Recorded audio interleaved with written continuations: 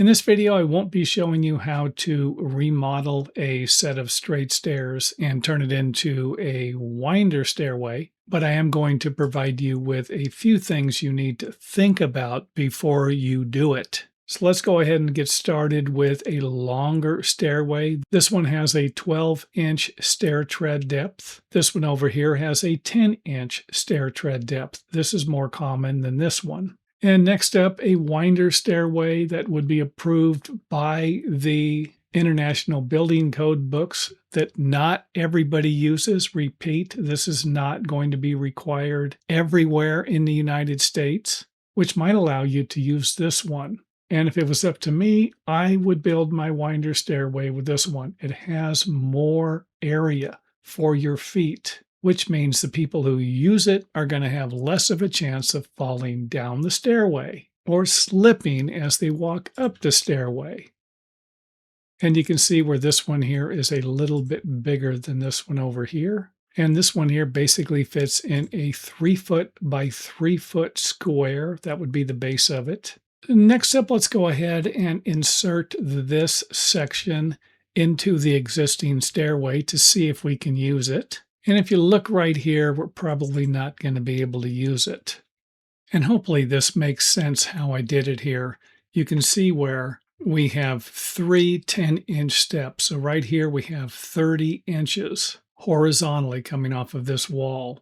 And we're going to need another 6 inches to make these winders work, which tells me we're not going to be able to use this method on this stairway without either moving this back 6 inches or moving the stairway forward 6 inches. And if you're not really wrapping your mind around it right now, you probably will by the end of the video.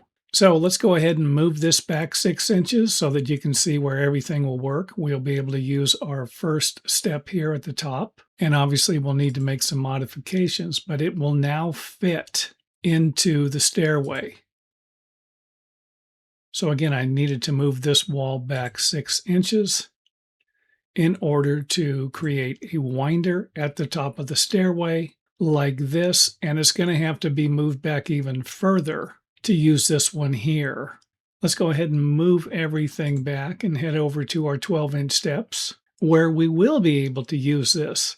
We have 1 foot, 2 foot, and then 3 foot. So if you have 12-inch deep stair tread measurements, so if we measure from the front of the riser to the front of this riser, we're going to have 12 inches. And since the stairway is 3 foot wide, we're going to be able to make it work.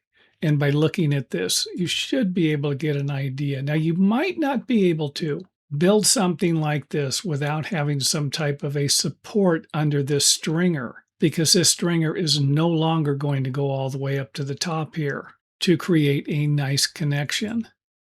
The stringer on the other side, you're not going to have a problem with. The one in the middle might need to be modified if you have a stringer in the middle. And for those of you who need another view, let's go ahead and do all the modifications so that you can see how the steps are going to work out. So again, you can see the bottom of the stringer right here. This notch probably going to be too small, which means we're going to have to stop the stringer over here somewhere or even over here, and then rebuild the landing accordingly. And for those of you who need another view of it here, let's just go ahead and provide you with a few more details. For example, you can see how the winder stairs go up and then turn to go up to the landing or upper floor. Now, in the next part, we're going to use this one over here, and we're going to insert it over here. So this part here will be 36 inches wide. This will be 36 inches wide. But if you notice, we now have a double riser here. Instead of a 7-inch riser, we now have a 14-inch riser, which means this stairway is going to have to come forward, or this wall is going to have to go back, and it's going to have to go back 10 inches.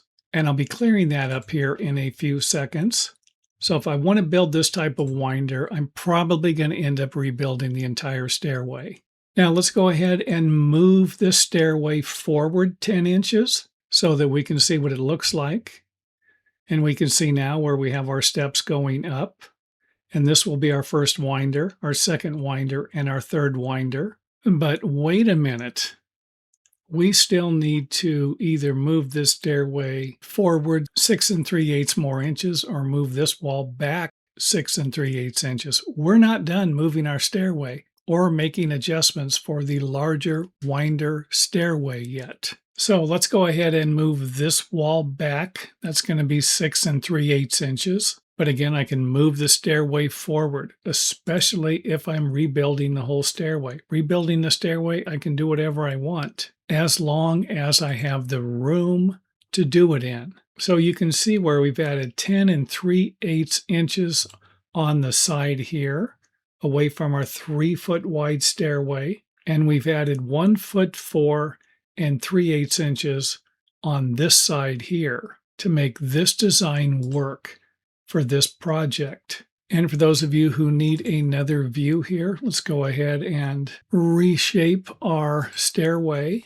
so that you can get an idea of how the winder steps are going to work. And I can't stress this enough. Even if you understand what I'm talking about here, you understand, you get every bit of it, you need to lay out the project to make sure you have enough room. If you're going to move this wall here, there's a very good chance you're going to be taking space away from up here. And if you have a bathroom or a utility room up here, you're probably not going to be moving this wall, which means you're going to have to go in this direction here. And don't think you're going to save room by adding another winder at the bottom. That's not going to happen. That's going to take more room. So make sure that you spend the time doing the design work first. And you might even need to check with your local building codes or building department for permit verification and approval. And another thing you're going to have to verify is whether or not you're going to have enough headroom at the top.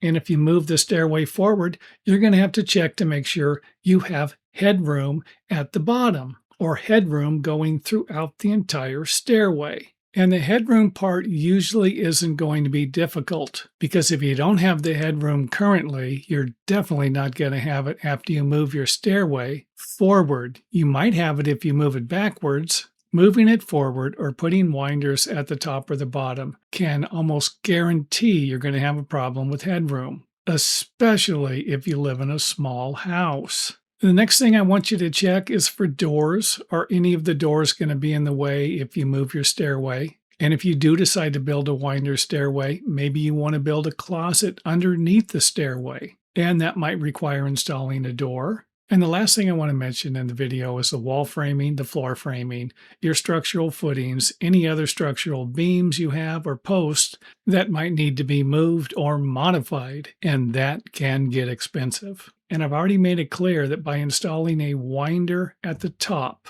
or a winder at the bottom usually isn't going to reduce the size of your stairway. It's usually going to increase it. And thanks for watching. If you enjoyed the video, let us know by hitting the thumbs up button or letting us know in the comment area.